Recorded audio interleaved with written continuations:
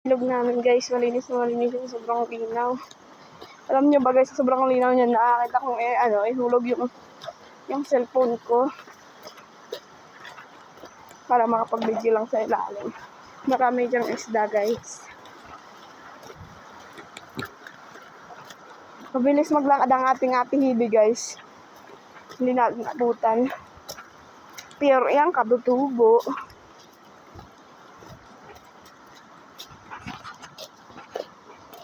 Kahit ipagsalita mo pa.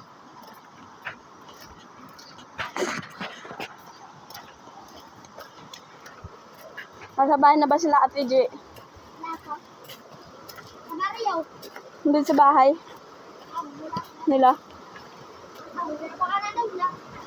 Okay, maaga pa ni sila eh. Tatawid tayo guys, adventure to. Enjoy sa mga ilog.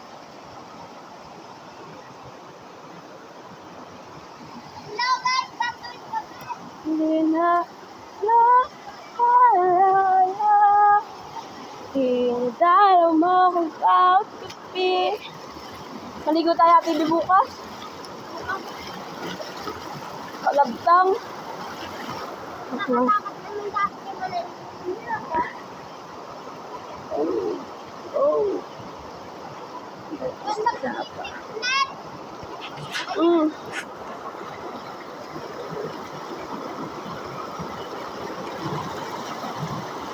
Guys, tumatawid kami sa ilog.